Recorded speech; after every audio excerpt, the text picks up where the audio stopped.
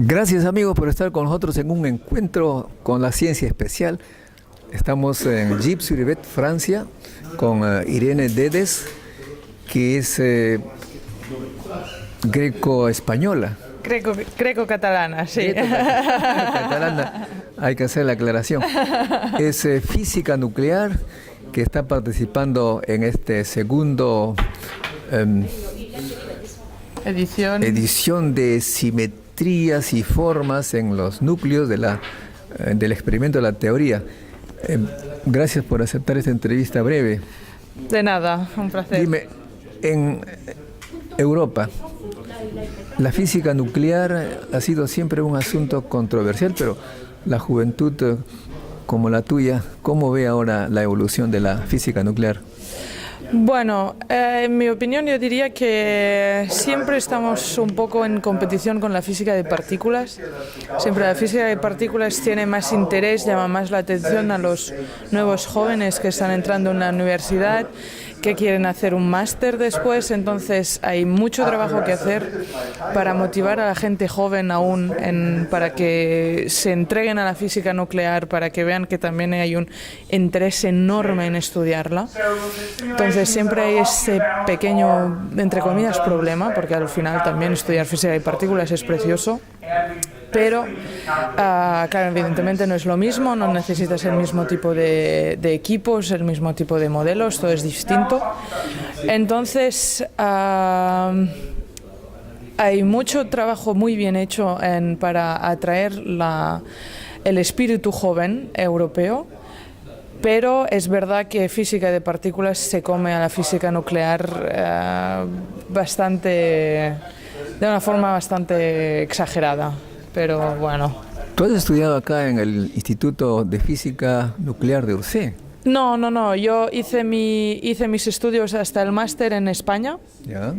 Y después hice mi doctorado en Estrasburgo, en Francia, en la parte este de Francia.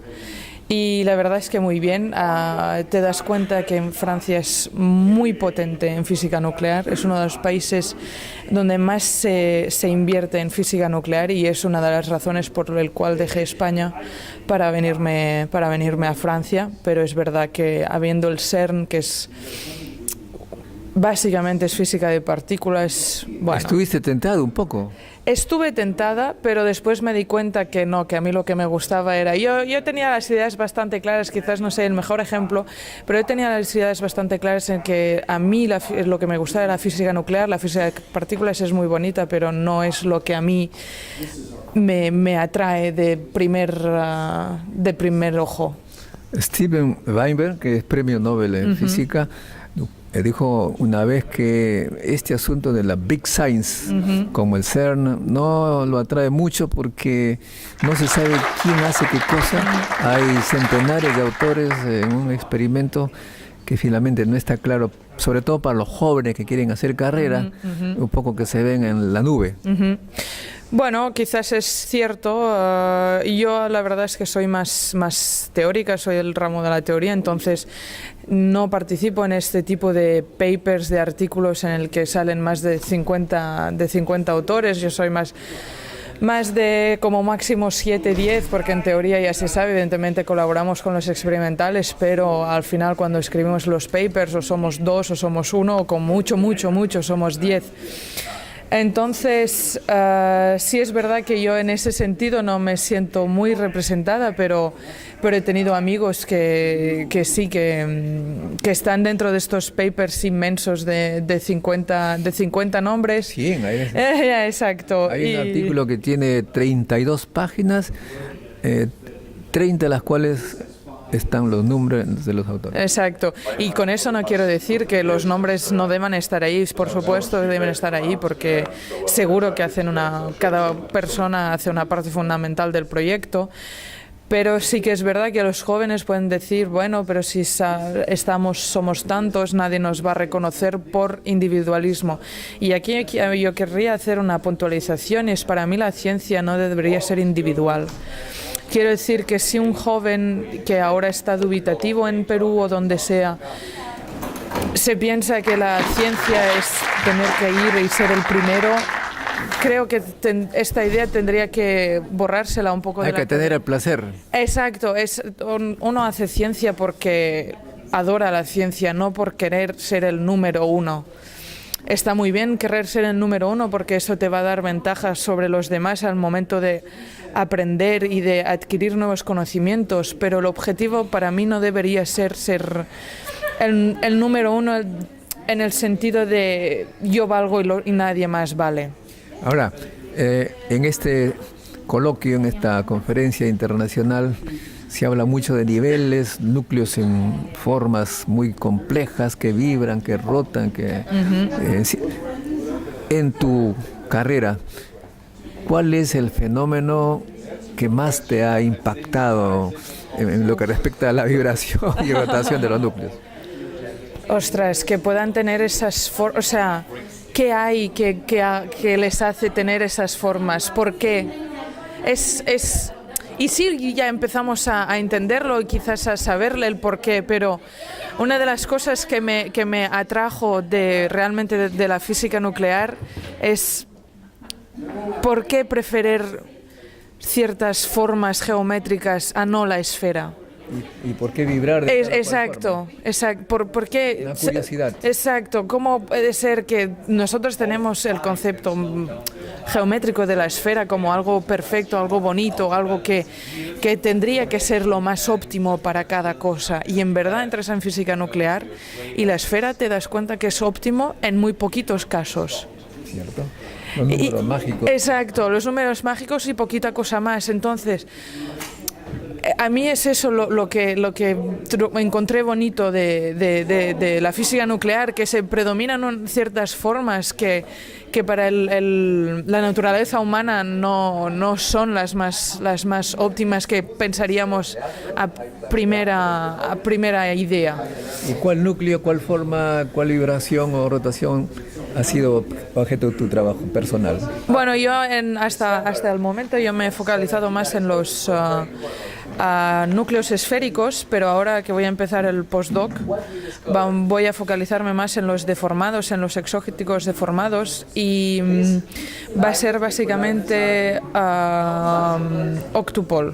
Octupole, O sea, ya pasamos a palabras mayores, y la verdad es que tengo mucha matemática, sí, mucha computadora. Sí, pero eso la verdad no me importa, ya me gusta esto, las matemáticas me gustan desde que era muy pequeñita. Sí, a propósito, entonces, ¿cómo es que te nació a ti y dónde ese gusto por la ciencia? Bueno, yo tengo un poquito de ventaja porque mi padre también es físico nuclear, entonces yo creo que quizás algo en los genes hay. ¿Él es griego? Sí, él es griego y hizo también doctorado en física nuclear. ¿Dónde? En Manchester. Ah, bueno, Manchester. ¿Y ahí conoció a tu madre? Sí. Es catalana. Catalana. Sí. Esa es una característica interesante en la ciencia aquí en este simposio, en esta conferencia. Todas las nacionalidades, y veo que más o menos hay la misma cantidad de hombres que mujeres, y esto me hace recordar que estamos a 150 años del nacimiento de Marie Curie. Para ti, ¿qué representa esta mujer? Todo. Sinceramente, en muchos sentidos lo representa todo, porque cuando ella empezó aún no estaba muy permitido para las mujeres entrar en la universidad y estudiar. Y había muchos problemas, aún hay muchos problemas en nivel de feminismo y de igualdad mujer-hombre, pero en aquella época las cosas eran terribles, eran horroríficas, y que ella, precisamente mujer, que es la única a conseguir, o de las pocas en conseguir 2 premios Nobel, que fuera mujer no es por ser así, pero encuentro que es fantástico, y dio un golpe de puño sobre la mesa diciendo: soy mujer, he podido estudiar, y no por el hecho de ser mujer soy más tonta o soy más débil que un hombre psicológicamente.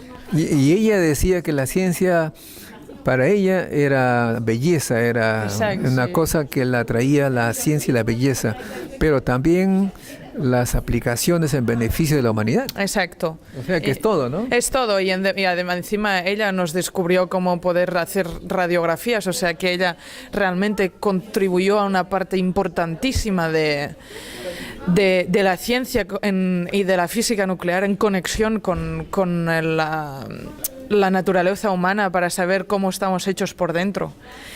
Y encuentro que esto es fantástico, quiero decir, esta mujer tendríamos que estar cada día agradecidos a ella porque de esta forma podemos saber si tenemos un hueso roto o si estamos expuestos por mucha radiación o no, y ahora gracias a ella sabemos que esto es muy malo. Ciertamente el cáncer viene por mucha radiación, incluso Exacto. la radiación del sol. Exacto. Y tantas cosas que se ha cumplido, pero ella murió también por eso. Exacto, bueno, digamos que yo creo que, aun sabiendo que ella murió por esto, no lo sé, pero yo creo que... Pero encontró la forma de protegerse también, ¿no? Exacto. Gracias, digamos, bueno, gracias a causa de esto, ella aprendió cómo las futuras generaciones se pueden proteger de esto, tener cuidado, saber que hay ciertos elementos que son muy peligrosos para la salud humana. Y evidentemente hay daños colaterales que desgraciadamente no se pueden controlar, o en el momento en que somos ignorantes de estos no podemos controlar los daños colaterales, pero yo creo que nos tenemos que quedar en su aportación científica, que fue una de las más importantes en física nuclear y una de las más importantes hasta el momento, y que fue espléndida en su trabajo. Bueno, muchas gracias por esta entrevista. De nada. Irene.